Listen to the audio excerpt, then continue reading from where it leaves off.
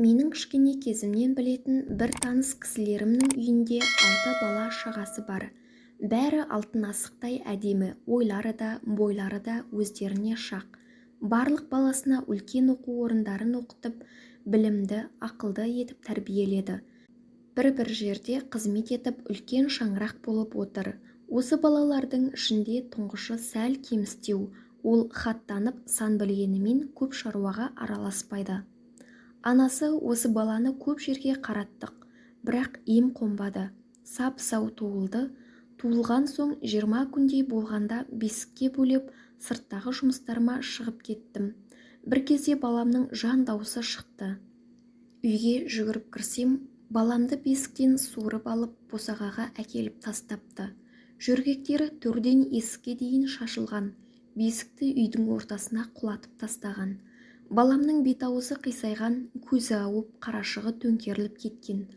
Жұмыстан отағасын шақырып, ауыл-аймақ болып, молда іздеп бір кісіні әкеліп оқыттық.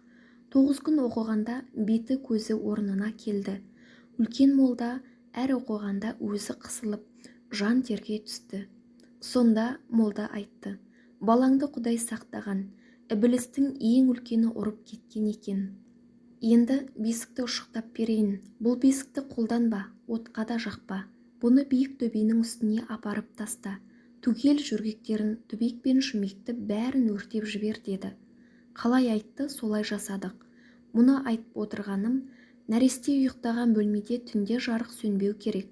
Бесігіне немесе төсегіне, жөргек жастығының астына нан өтпейтін пышақ, тұмар немесе тобылғы, ағаштың қиындысын қойып қойса жақсы болады. Нәресте ұйықтайтын бөлмеде айналардың беті жабық болғанын қадағалаңыз. Кішкене нәрестенің тілі шығып сөйлегенге дейін оны айнаға қаратпаған жөн. Баяғыдан келе жатқан ырым бар. Нәресте айнаға көзі түссе тілі шықпай қалады деген. Дәл қазіргі уақытта мазарлар бос қалып, әруақтар көкке қалықтап жүр.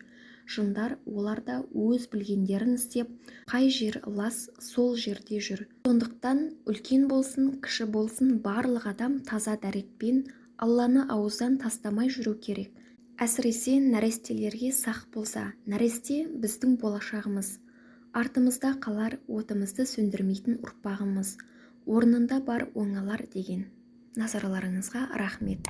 Егер видео пайдалы болса, лайк басып, каналға тіркелуді ұмытпаңыздар. Міндетті түрде таныстарыңа таратыңыздар.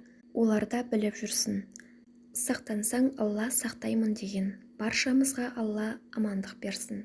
Келесі видеода жолыққанша достар.